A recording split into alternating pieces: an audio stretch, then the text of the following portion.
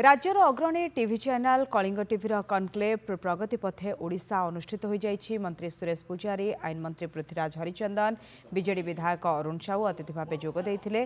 BJP राज्य सभापति मनमोहन सामल, PCC सभापति भक्तचरण दास, कटक मेयर सुभाष सिंह मध्य सम्मानित अतिथि भाव जोग देइथिले। किट किश एवं कलिंग टीवीर प्रतिष्ठाता डॉक्टर अच्युत सामंत द्वारा यह सम्मेलन उद्घाटन होता। यह अवसर में कलिंग टीवीर मुख्य संपादक समेजित पट्टनायक उपस्थित थे। एक कार्यक्रम में ओडिशार विकास नहीं आलोचना करा जायथिला। बहुत बाट आगु ओडिशा जाइछि। आज सरकार परिवर्तन होइछि, तेणु नुआ सरकार दायित्व होइछि जो प्रगति ओडिशार होइछि ताकु से आगु को बढ़ेबे।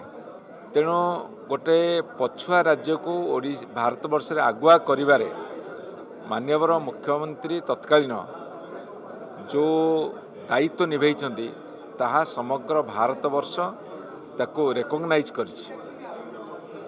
एवं आज गोटे नुआ सरकार आसीछि, से सही धारा बजाय रखिबे, से तांकर दायित्व कर्तव्य।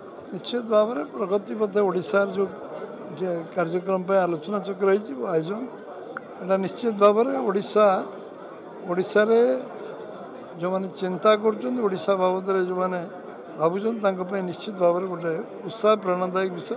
एवं आगामी ओडिशा 2036 विकसित ओडिशा कौन हम 100 वर्षर ओडिशा कौन हम एवं विकसित भारत रे ओडिशार अवदान कौन योगदान कौन ए विषय में व्यापक चर्चा आलोचना हवा दरकार। से केवल स्वप्न देखा नुहे क्रियान्वयन हवा दरकार।